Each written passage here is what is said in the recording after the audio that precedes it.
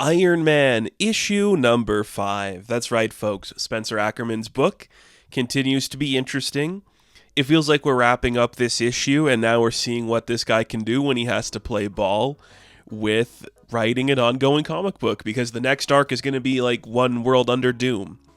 So this is like the end of like Tony dealing with corporate stuff, I suppose. I don't know where the book's going to go from here. What's interesting, this entire arc has been Tony dealing with the aftermath of his, just bad handling of situations, which happens all the time and is very in character for him. So we open up where we left off in the last issue.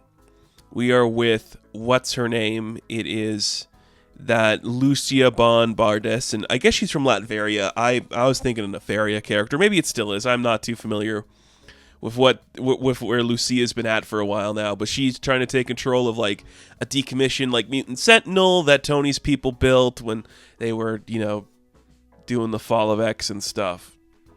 Anyways, there's some good humor spread out in this book because Tony's AI is stupid and kind of racist, and Ironheart's AI is like, what the hell's wrong with your AI program? Why is it talking like that?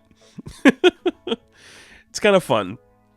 So this book is just a big old fight, and there's a lot of talking about, is Tony responsible for what happened to Lucia? Is S.H.I.E.L.D. responsible to what happened to Lucia? It's kind of interesting. The other part of the book is Riri saving the people that are trapped. It's interesting. Like, it's a really a fascinating take on this character. I think compared to all the issues we've had of this run, this one kind of feels like the momentum's slowing down a little bit. It's a lot of just, I got more power and I have to like stop myself from being killed and all that stuff, which is fascinating. There's a lot of stuff to explore within that. I do dig it. Tony loses control of his sword. Melinda picks it up to use it against the fight. We realize that the Heat, which is like the weird organization from the last issue that's based from New York that kidnapped like Xavier and like all the other people here, they're after something else. It's a bigger plan in play. And they try to attack Riri. She takes them down. She figures out that they were hired by some clandestine thing. It has some connection to do with like Kingpin and the stuff that happened in Daredevil recently. The fat man found Jesus and cut us off. The robot lady stacked us so we could buy this warehouse and open up shop and clean these streets. Somebody wants us to clean these streets. We're going to clean these streets because that's what we do here. Sure. It's cool. I really like how Ackerman has been handling the relation of Tony and Riri. Riri is very of the people. Like, she is not a billionaire. She is smart and capable, but she grew up in a world that isn't the same as Tony. And I think when a writer really wants to like show you like the difference in character is like a modern young woman against like an industrialist billionaire who grew up with like $100,000 billion. You do something impressive, and Ackerman's been doing that really good. Riri she's handling herself better than Tony in every instance of this book. I think that's okay. I think she should. I think she really should. And I like to see that. So it ain't looking good for our team. They can't really beat Lucia, but Tony manages to retrieve his sword in like some, repulsor way, coming back to like absorb it. And it's like, maybe we did save the mission here. Did we do good?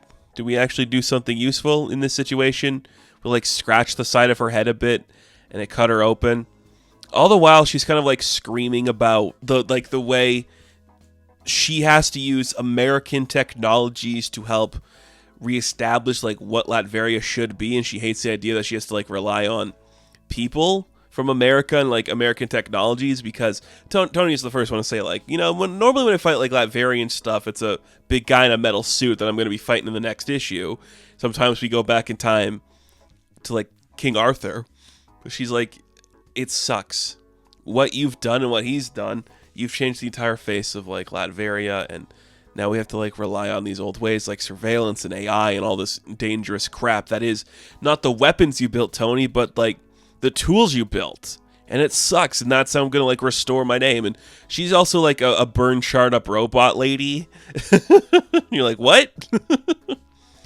And because she's a robot lady, it's okay to kill her. So they like Riri and Tony use like their combined strength of like his big sword, and the repulsor blast to blow her up. Her consciousness never existed because she's a robot, which the AIs are the first ones to mention. But it's like, was that right? Did Tony do the right thing? Again, this is a woman who's accusing him of building tools that she's using in a war that she's never going to win because she has no way to fight that war.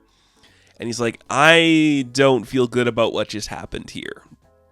He offers Melinda to like stay on board at like Stark Industries, and she's like, no, I'm not working with you. This has been a disaster. I'm tired of it.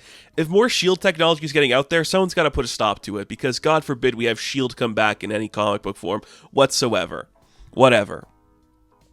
So it seems like the fight's over. We beat up Lucia. Everything's kind of going okay.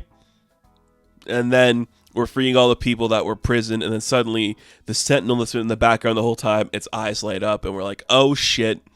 Lucia, like, put her consciousness inside the Sentinel. So now we have to fight a big Sentinel. And it's Riri who's actually the one that like solves everything. Because of course she is. Tony is so reactionary in the book. He's so unsure of every action he's taking. He's like, okay, save the people. Get them out of here. This is all my fault. I'm not having more blood on my hands. And Riri's like, okay, you know, when we used to like fight the Sentinels before, when things were going weirder, we had a certain technique. She's talking to her AI. So what happens is they like reconstitute somehow, so Riri like grows giant, like the size of the Sentinel. We have like a big punching fight with the Sentinel and Riri, looking really cool. It leads her to like spraying the Sentinel with like a gas that shrinks it down, keeps shrinking it until it's like trapped in like a Faraday cage that was invented by Pym. You're not getting out. So we did it.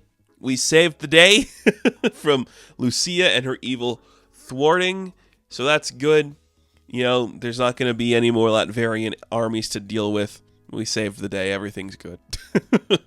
It's interesting. You know, it wraps up pretty easily, and it's a lot of, like, Riri giving power to the people that were in prison to, like, take down the warehouse. So she, like, sends her repulsor technology so they can, like, use it on the just random items they have, like a crowbar or baseball bat or something, to destroy the things in their way.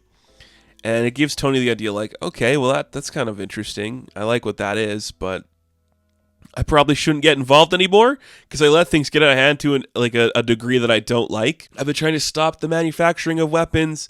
It ain't working. I got to change something. Before I deal with that, though, I got to get a new suit because I am about to die. And that's where the book ends. And I'm like, yeah, fair enough. Tony has been through a lot, and I think this was just like, you know, somebody who writes comic books not as a full-time job, figuring out like you just gotta wrap up a story sometimes, and that's what this issue felt like. I'm not against that. It happens to the best of us. I don't think Lucia is that interesting of a character. I think the concepts that she's playing with are interesting. It's a lot of like, it's your fault, Tony, the weapons you built, the tools you used, this is all what I'm doing to fight back. And it's a lot of people telling Tony, no, this isn't your fault. And I think the message kind of gets muffled in there. But if Tony believes it's his fault, that's more interesting than him actually being guilty. So I think this book's really interesting. It looks really cool. I'm interested to see where we go from here. We're going to do a Doom tie-in, One World Under Doom, which makes sense. Because these characters are going to be played by the same person in a movie. So that's great. I don't know. I think this is my least favorite of the run so far. But, you know, can't all be hits. It's still good. It's still fine. He gets the job done. So, Iron Man, issue number 5. I am going to give a 7 out of 10. Now, thank you all for watching this review. Be sure to like and subscribe to the channel. As always, you can check me out on Instagram, TikTok, and Twitter. And, of course, I will catch you in the next one. Have fun. Stay safe. Good luck.